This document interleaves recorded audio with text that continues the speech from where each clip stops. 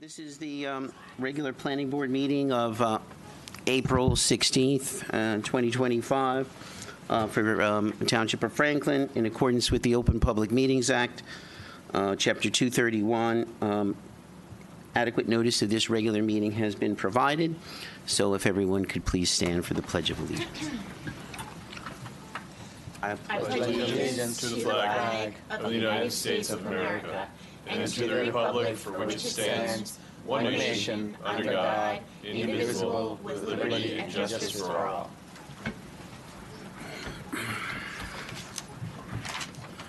Okay, Mike, Charles Brown and Mark Dancy asked to be excused this evening. Councilman Embarrasson? Here. Theodore Chase? Bob LaCourte? Here. Shaw Keller? Here. Jennifer Ragnow? Here. Mahir Rafiq? Here.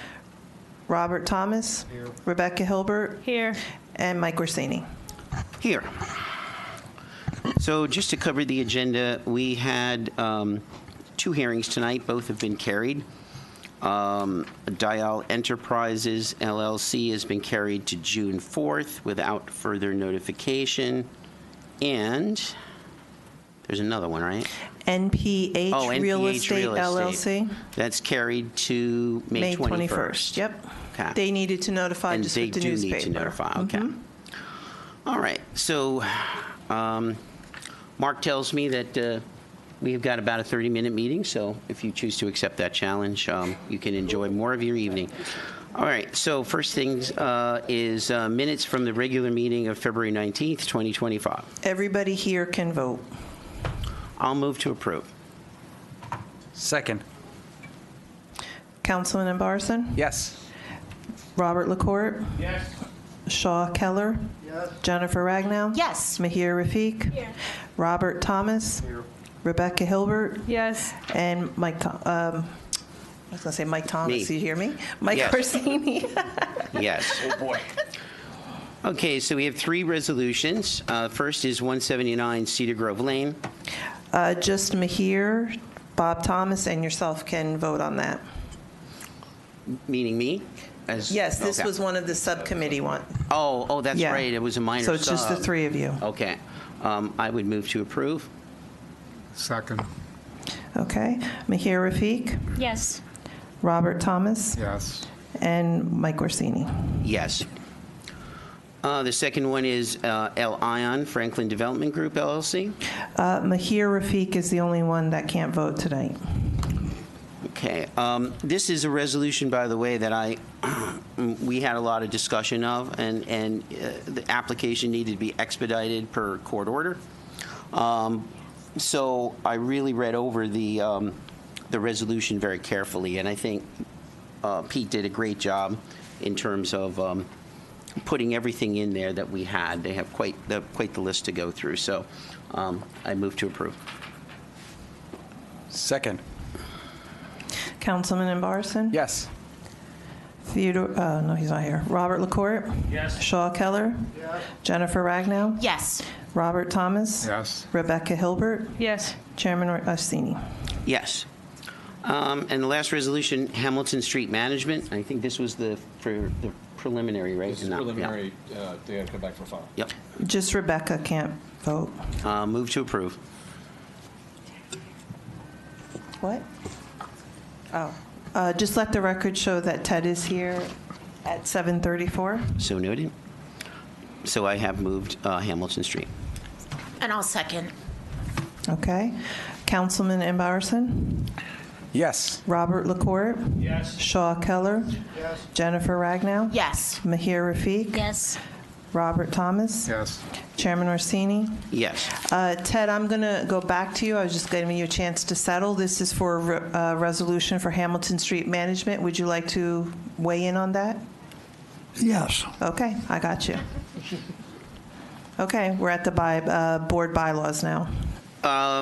We still have we have the one minor sub, Christine, that the minor sub met for tonight. So let's do that first. And Mark, can you just give us a brief summary?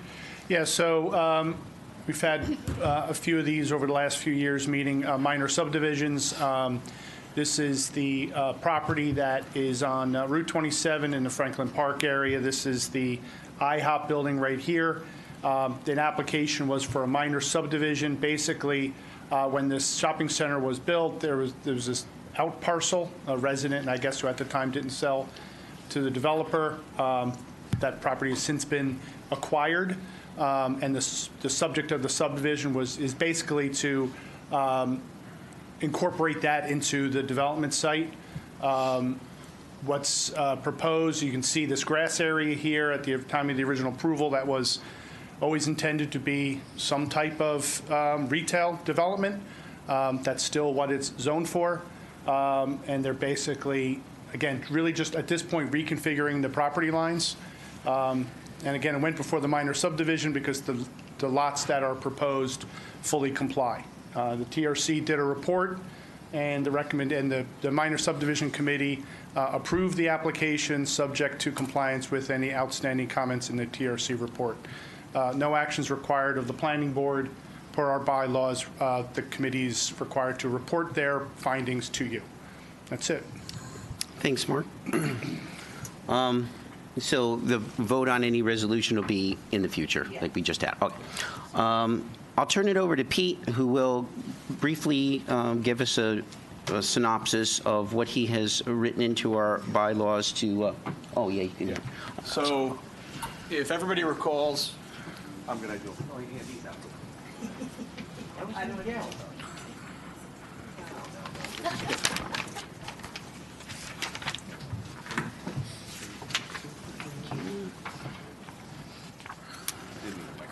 Oops, thank you.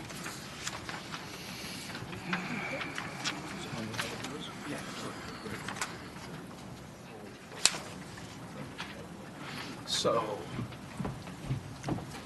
all right, we'll make this brief. I believe it was at last meeting or the meeting prior. There was a question over how we, let's try that, even better. At prior meeting, we had a discussion over an amendment to the rules to deal with notice requirements for adjourned hearings. And I believe Chairman Orsini wanted a rule modification so that if an application was carried to a later meeting and then was not heard at that meeting, an applicant would need to renotice. So I took a look at your rules. I made an amendment to 2 of your rules to refer to a new section which I've created, which essentially says that an applicant can carry once, and if they need to carry again, they're going to need to renotice. And it also provides the board with the ability to waive that requirement for good cause shown or other equitable reasons, as there are times when the adjournment is at the township's request for some reason, and it wouldn't necessarily be fair to require an applicant to renotice under those circumstances. So that's really what you've got in front of you. Would just be looking for a motion and a second to make that rule amendment and a vote, and then I can just revise those rules and provide a new set of rules for Christine for this year, and then you can ratify them again next year at reorganization. Yeah, so just to let the board know, what I was trying to prevent was, and I think Hamilton Street Management was a good example. I think they were going to come last October. They postponed once, I think to January or something, and then they postponed again until we actually heard them. One is fine, but and then I remember for, and I think it was for that application, Carl Wright came in, and Carl was representing his entire ward because they had lost track of the meetings, right? So he had a list, and so that was great on his part. But it got me to thinking that, we should, balance, like they get one, right? And that you could track that. That could be reasonably expected. You postpone 2 or 3 times, I think you should renotice. If we hear and we don't get through the whole testimony and we say, we're carrying it to such and such a meeting and we have that meeting, fine, no renotice. You keep carrying it because the plan isn't ready, you should renotice. This is what this attempts to accomplish. Plus, it's, we have a language in there that the board or the chair can, on a case-by-case basis. Like Mark said, if there is no plan revision that causes them to have to come back one meeting later, then maybe we waive that. But I wanted some sort of line in the sand and then some sort of wiggle room. So I think Pete did that. So I would move to approve. And I'll second. That you, Jen? Oh. Okay, Councilman Embarrasson? Yes. Theodore Chase? Yes. Robert LaCourte? Yes. Shaw Keller? Yes. Jennifer Ragnow? Yes. Mahir Rafiq? Yes. Robert Thomas? Yes. Rebecca Hilbert? Yes. Mike Orsini? Yes. So our last item tonight for discussion, and then I'll open it up to the public, but is the BI zone draft ordinance. And so this actually leads me to thinking I don't want to open it up to the public for any comment on this tonight, because we will have a dedicated master plan hearing for that. What this is just the last time when we did have the first work session on it, the board suggested some changes. Mark has made those, and so he's just going to update us as to what those are. Yeah, thanks, Mike. And so the planning board will be having as you recall, it was a work session at the last time where you received a presentation of the full document by the consultant in terms of the master plan, and I went through the ordinance, draft ordinance. There is going to be, again, a formal hearing, because it's amending the master plan, and that's going to be scheduled for Tuesday, April 29th at 7:30 p.m. But again, since this meeting was kind of, we knew it was going to be short, took this opportunity to make some of the changes, frankly, all of the changes that the planning board had discussed. So I'm just going to go through them briefly. They were emailed to you, I believe, late last week. So the changes are highlighted in green. Ted had some comments about the wording of the loading dock ratios. I think I've made it more clear. What I would suggest, Ted, if you do have comments, suggestions, why don't you stop by? It seemed okay. You just stepped to saying 1 per 5,000 square feet or 1 per 10,000 square feet. And as long as we didn't go to any other way of describing the situation, I think that way is okay, because that's probably functionally how you would determine whether the requirements were met or not. Yeah, okay. Thank you. And I knew that it was going to be a little bit of a challenge to get that wording right. I think the changes are more clear at this point. Again, Ted, but if you have any suggestions, let me know. Some of these, again, are rewording. The first sentence 3 here about not being permitted on a scenic roadway, that was already in there. It's just the rewording to make it more clear. 5 and 6, this is the supplemental building setbacks and buffer setbacks from a residential zone. Nothing's changed here substantively from what was presented previously. Actually, what the clarification is to make it clear that it's not, sometimes zoning boundaries seem to be in the middle of the street. So, it's making it clear that it's from the property line, not from the zone boundary. So if some attorney doesn't get, try to get funny. It's from the front property line or the rear property line, not from the zone boundary. So Mark, I was at a meeting this evening, this afternoon. One of the comments from a resident was, is there any scope to increase the buffer? Is there any scope to increase the buffer in the neighborhood where the residences are, more than the 200 feet that is in the ordinance? Well, I believe we're doubling it.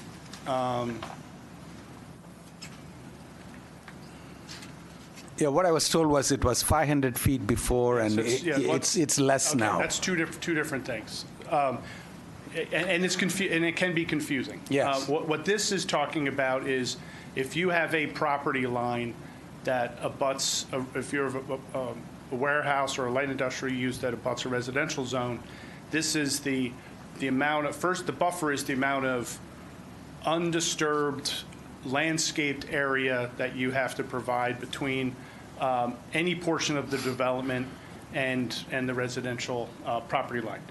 The other one is the building setback. So that's kind of an on-site requirement. So here, in this case, we're doubling those from what currently is in the ordinance, both in terms of the building setback and the buffer. What I believe that resident was probably talking about was in a previous ordinance, the council had changed it so that no warehouse could be located within 500 feet of a residential zone. So it's kind of like a separation requirement. You can't be on a property that's within 500 feet. And then the council subsequently changed that to prohibit them altogether. I don't know. I mean, I'm not sure how to answer that question other than to tell you that those are different requirements. If the planning board and/or the council wants to go in that direction, they can discuss that. I'm not sure. Okay. I'm not sure how else to say that. All right, I just heard that today, so I wanted to bring it up here. Yeah. So. But as far as again, if you're next to if it's on a property that's next to a residential zone, the building setback requirement is proposed to double from what it is now in the ordinance, and the buffering is proposed to double. And again, the language that's in here is just making that more clear. The board had asked for discussed hours of operation. So this paragraph 9 here is addressing that. Basically it says that you can't have any, and this language mirrors an ordinance that the council passed within the last year that basically says, it's talking about outside activities, loading, unloading, closing, handling of boxes, crates, blah, blah, blah, blah, outdoors, is when it's adjacent to or across the street from a residential zone during the week. That activity is prohibited from 10 p.m. to 7 a.m. on weekdays and 8 p.m. to 9 a.m. on weekends or federal holidays. And then there has to be a fence or gate to prohibit access to those areas. Again, that mirrors the language that's in the township ordinance. So again, that was at the planning board's request. Now we're getting into the design standards. This is another one of Ted's suggestions that basically the original ordinance had taken some language out about, paying particular attention to the building, the architecture of the side of the building that faces a street. Ted's question was, well, why are you taking that out? You should keep that in. So that was a good comment. And then also saying that particular attention should be paid to a building facade which abuts a residential zone. So we added that as well. And that supplements, again, all the stuff in yellow gets into details about much more robust architectural standards generally for these types of buildings. Bicycle repair station, I think that was recommended by one of the board members. Anti-idling signs, this mirrors the language that's in the Environmental Commission's reports about the number and placement of anti-idling signs on the site. So I basically, again, took the language from some of the Environmental Commission reports and put it in the language of an ordinance, and it's in the draft. This is really a rewording. It's that nothing substantively nothing is changing. This is basically saying that they have to design the site in terms of turning radii, areas that are going to be used by cars, have to be designed so that people can make the appropriate movements. Same thing with obviously the areas that are going to be used by trucks. They have to be able to make those movements and stay within their travel lanes, provide the turning templates. Mark, it seems to me, remembering applications where turning of trucks was brought up, that there are different sizes of tractor trailers. I don't remember the exact designations. They're W something or other. And that you might want to specify a particular, whether it's the longest or the second longest type of tractor trailer by the specific number. I would recommend that we leave it the language the way it is, and Darren is very vigilant of reviewing the applications based on the types of vehicles that are going to be used in different areas of the sites. I don't know if we need to necessarily get to that level of detail of identifying the exact types of trucks. If it's going to be the long tractor trailers for that particular loading dock, then they're going to have to address that on their site plan. I would recommend you leave it the way it is, I guess. And I would agree, because the way it's written says, roadway, adjoining roadways, blah, blah, blah, shall be designed with adequate widths and turning radii allowing anticipated vehicle types, which means all anticipated vehicle types, that you're going to demonstrate that they're going to be able to complete turning maneuvers within those lanes. And then it further says turning templates demonstrating this shall be provided for all anticipated vehicle types and routes. So I don't think there's a need to call out one, because we really want to make sure that the circulation functions for every vehicle that's going to be there. Yeah, and I think that language gives the staff and the board plenty of ammunition to make sure that the site plan is adequate. The one last change that I want to bring to your attention, if you recall at the last meeting, I indicated that we did a preliminary map of the 1 mile road distance, and that we were going to improve that map by doing it in GIS, which is computer mapping. In doing that, there was some slight changes. The one meaningful change is there was one, this area south of Pierce, basically is within 1 mile. And that raised an issue, which is one of those properties abuts a zone that is a residential neighborhood. And I know the board, I'm sure, is aware that the purpose of the 1 mile distance from the interstate is twofold. One is, again, to try to restrict them as close as possible to 287, but also to keep them away from residential neighborhoods. Now, when we've remapped it, well, it's one of those properties is now adjoining a residential neighborhood. So we've added this language here. This is, again, the proposed standards for medium intensity light industry. So it would be worded, said use must be located within 1 road mile of an interchange with Interstate 287. It's indicated in attachment 32, that's the map, and shall not abut a residential zone. So again, I don't think that this doesn't change the intent of that requirement at all. In fact, I think it just makes it stronger, because that was the intent all along. So that's basically it. Any questions? Not for me. I think you did a great job incorporating our feedback from the work session. And if anybody thinks of anything between now and the 29th, discuss it with Mark. Any sort of particulars, but I think this is in great shape. Looks like Ted has a question. I have one very, very minor correction to suggest. On page 6, the paragraph begins, the buffer yard shall be landscaped with a minimum of 50% native plant materials of types resistant to, and what you obviously meant was drought, but what you've got is draft with an A. Okay, yes, that's clearly the intent. Yes, we'll change that. It's about as minor as you can get.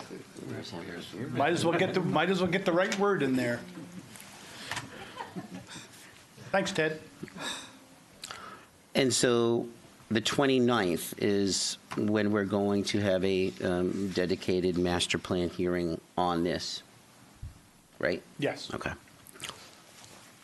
All right, so that's all the business we have tonight, but we do have to open to the public for any general planning comments. So with that, I will make a motion to do so. Second. All in favor? Aye. Aye. Meeting is open to the public for any general planning comments. Hello, Debbie Stewart, 2 Farrington Plaza. This is, I hope this is an allowable question. It's really procedural and for my own education. Today we had Ram to our community, and not that I doubt what he was telling us, but I just would like to hear about time of application and the materials the checklist, if each piece, each document is there, it just requires the minimum, it's here, it's here, it's here. That there is no review of anything within each of those documents. So if you, I mean, you could say in anything, Mary had a little lamb, but yes, it's the stormwater report, okay? It's here, it's here, it's here, all good. Now they've got time of application resolved. So, and if that in fact is that simple for the person putting it in, for the company, is that just a simple requirement from the state? They made it that simple? I don't think it's Franklin Township. But if you could just educate me and the rest of us a little bit on that particular point. Thank you. Well, as far as the time of application, that is a state law. As far as our completeness review, it's not nearly as simple as, you know, it has the word stormwater report on the cover and it says Mary had a little lamb in the middle. We do go through it to see if it is in fact a stormwater report. I mean, they could be hundreds of pages thick, and I've been doing this for a very long time, so I can review a stormwater report, for example, and see, yeah, this has the analyses that are typical of a stormwater report. There's certain graphs that are in there and different things that they evaluate. Same thing with a traffic report. There's, you know, different things different studies that they do in a traffic report, and we open it up and go through and say, yes, they have all of those materials. As far as the site plans, it's very detailed. Landscaping, do they identify the type, the size, the spacing, all those things? The lighting, do they identify the height, the type, the power? You know, all of those things we evaluate to make sure that they're submitted. That's the law.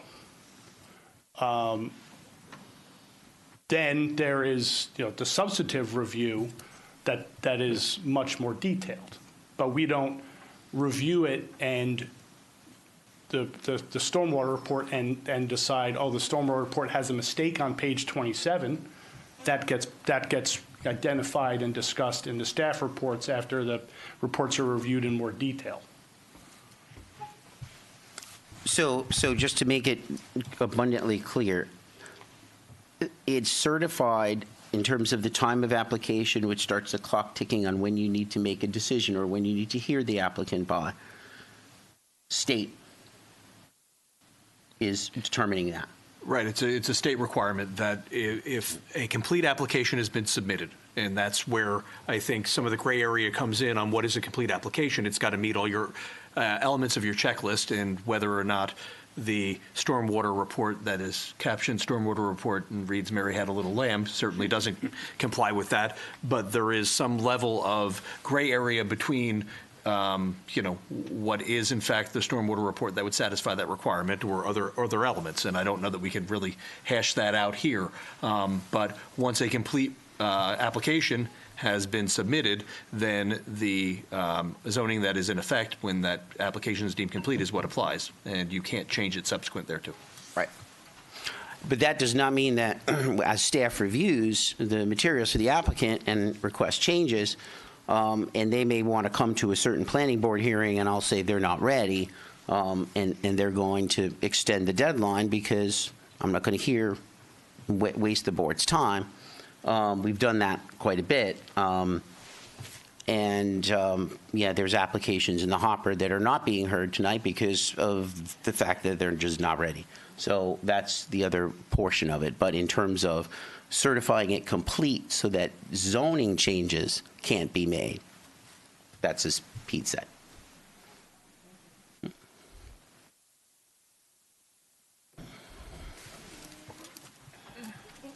Hi, I'm Jan Brandt, 22 Bryant Court.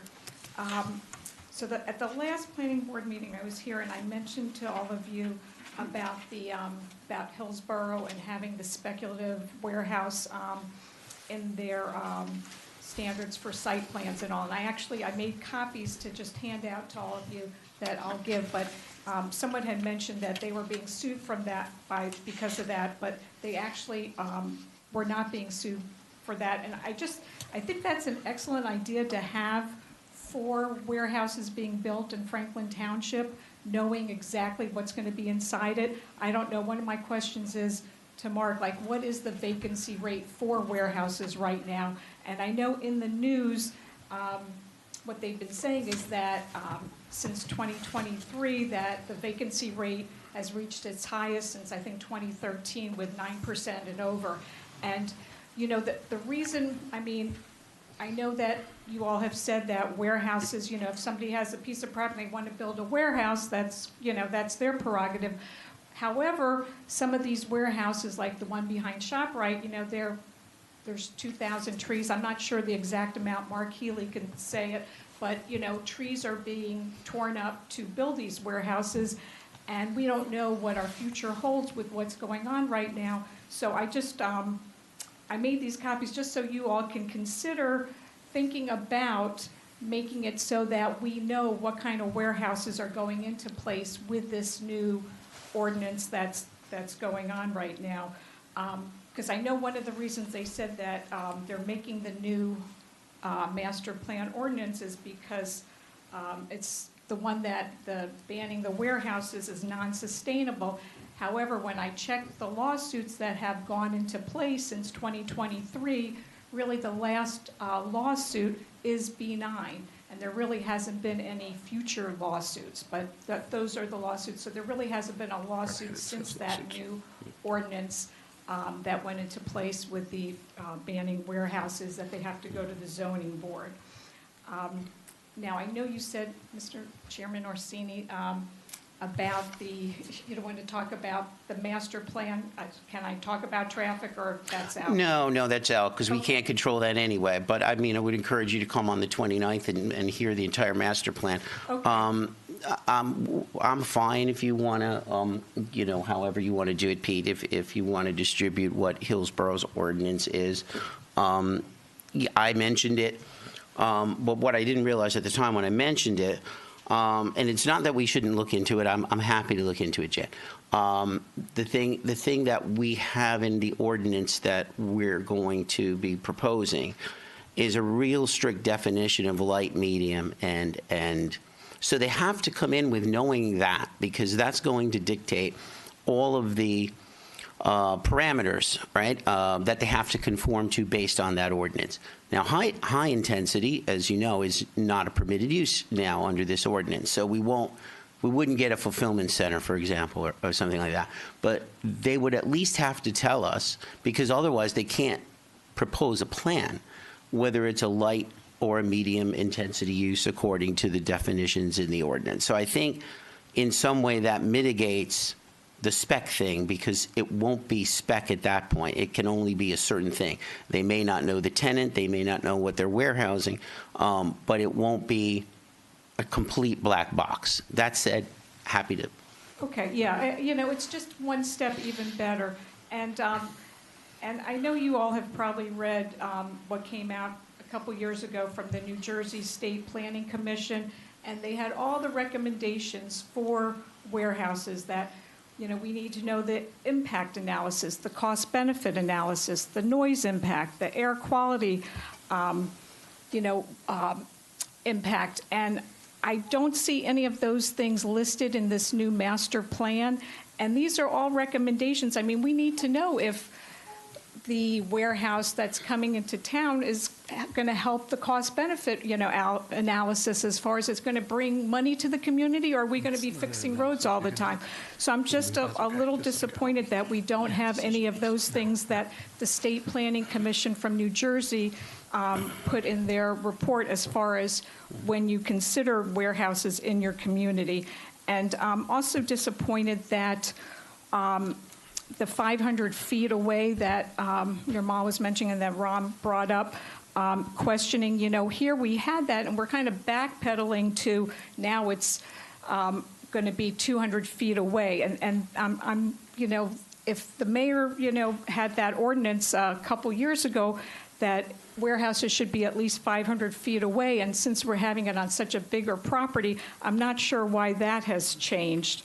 And so I don't know if anybody, I guess you guys already asked that question. So if somebody could tell me what the vacancy rates are of warehouses right now that we have. No, we're not going to get into that, okay. Jan, and I'll All tell right. you why we're not going to get into it. We can't, through planning law, say we can't zone for a use just because it's vacant. You know, I mean, if it's zoned for a gas station and we have 6 gas stations and 3 of them never get any customers, that's something for the market to sort out. The only way you can handle that is by zoning, but you can't say, well, we're not going to allow any more gas stations in town. So when it comes to those kind of things, and just to answer your other question about noise and things, so the noise ordinance is covered in the township noise ordinance, right? They have to comply. Cost-benefit analysis is, again, not something that the board can legally take into consideration to approve or deny an application. And I would say for the 500 feet thing, I think the way I read this, Mark, is we have that 1 mile zone, right? Where you have to be within 1 mile. And if you're not, then you can't abut a residential zone. There is only, as you just pointed out, one place where it conforms to that. So that's the only place that anyone could build a warehouse abutting a residential zone, the way I read it. I don't know whether that... Well, no, I'm not exactly sure what the question, I mean, if it's the medium intensity, which is the 150,000 to 400, those are the ones that have to be within 1 mile Right. and can't abut. And then the smaller warehouses would be permitted in the rest of the BI zone, but subject to all of the additional requirements that are in the ordinance, including the doubling of the building setback, doubling of the buffer, and again, all of the different changes that we've discussed over the last few meetings. Yeah. Okay, so when you mentioned, about that you can't control like how many gas stations, whatever, however, if you had the no-spec warehouse, then you would probably, you would be able to control what the vacancy rate is. Not really. I mean, you could build 7 light-intensity uses, which are fully permitted in the zone, and you still have none of them occupied, so that's not true. Can't be done. But if you know who's going in there, that's what But that's no reason to deny them. I could say, I don't want person X, they're my enemy, and I don't want them to open this store, so I'm going to deny their application. That's basically the same thing. Well, what I'm saying is that it would be nice to know what's going in there. And if Mark could also tell us where he did say that it does abut next to that, within that mile area, residential area. I'm just curious where that is that you mentioned. The corner of Pierce and Davidson. Mark can show you the map offline there, Jen. Okay, all right. So who should I just like you all, I think it would be better for our community if we knew what's going on. You can leave them on the dais with Pete and myself, and we'll distribute it to the board. I only made 8. It's okay. We can always make more. Thank you. Thank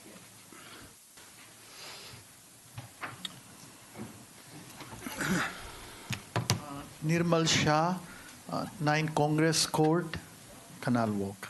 I have one question, couple of questions maybe, but one question is that can we limit the size of the warehouse in terms of its height, rather than, making it, I don't know whether it has ever, in the new master plan, we have said anything like that, but it used to be 30 feet, I think, before, and now in the old BI zone, and then... No, that's not true. The building height requirement in the M1 zone was 50 feet. What I'm suggesting was that in the very old one, the very old BI zone, or it used to be lower, and then it got increased to higher feet, but could we limit the height? Can we put that thing close in the master plan? That would actually help. So I'll bring up the M1 zone as it existed previously. Okay. And the other question, I know that you may not be able to address it, but I'm very concerned that we are going ahead with allowing warehouses and not addressing the issues of all these 14, 16 traffic junctions that are really problematic. And I know maybe it is not part of your, It could be, there could be a traffic intersection that's level of service F minus minus, and we can't deny it. But We can ask for certain things like contributions, right, towards their fair share of road improvements, or that's if it's a township road. If it's a state or county, it's out of our hands. But it cannot be used to adjudicate an application. And the setback, I know you doubled it from 100 to 200 feet, but it would be better if the setback was little, That's the buffer. 500 feet in every case. Okay? And I remember originally when we were talking about doing setbacks, that I think Mayor had mentioned that in future we may actually increase that from 500 feet to higher number. But I don't know whether you would still consider that, right? I'll leave it to you, but that's what my request would be, to consider increasing the setbacks and limiting the height of the warehouses. Thank you. So, yeah, the requirement was in the M1 zone and the M2 zone, it was 50 feet. It was never 30 feet. It was 50 feet. And the N1 and M2 zone are so old that I don't know that it's relevant. What was it in the old BI zone? 50 feet? Well, there was no old BI zone. Well, What happened was the M1 zone, Right. M2 zone, and the Merged. CB zone Right. were merged. But those standards stayed the same, 50 feet. The 50 feet is, That's yes. what I was asking. Okay. You would still consider lower.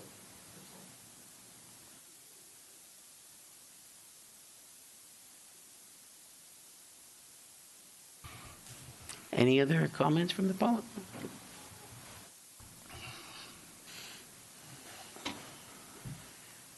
Hi, my name's John Sinatakis. My family owns 377 Davidson Avenue, which is... Oh, sorry. How's that? John Sinatakis, 377 Davidson Avenue. We're directly adjacent to 390 Davidson Avenue, which I was, sent a certified letter that I received April 11th, to come here. And then I heard something like really quick that they didn't send out some other notification, and so that was canceled. But I guess. That's that PH real estate. How do, Yeah, I Do I think get it's being heard May 21st. Yes. May 21st is the hearing date. Unfortunately, without the applicant here and his ability to represent themselves, we can't really discuss it. Oh, no, I understand. Yeah. I'm just saying, Yeah.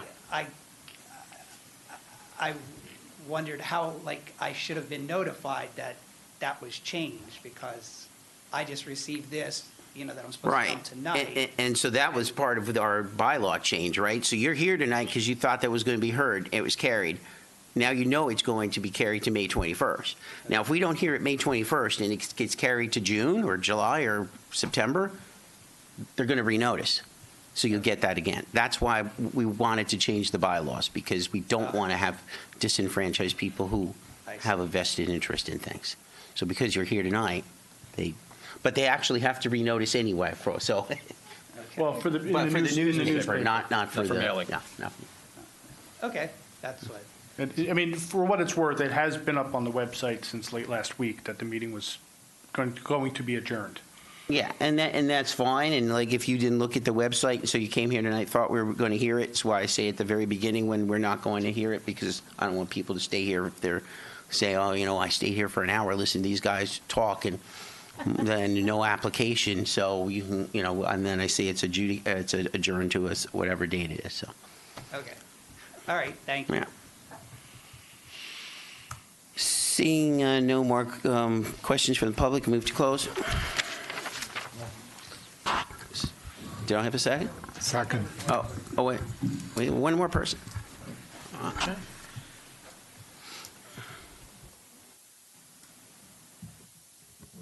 In several discussions, I heard this has been fixed, that has been fixed, cannot be changed now, not our responsibility. Sir, if you could just provide your name and your address. I'm hearing all these words.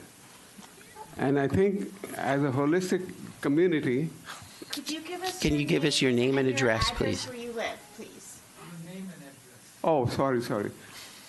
Harish Dalal, 26 Patriots Way, Canal Walk. Thank you. So now that you know where I am, you can come shoot me, but that's okay. So this business of not my business, this is not my, I think as a community, what we have to do is what is right for the whole community. We live in the same place. We live down different streets. But traffic in my area affects traffic in your area.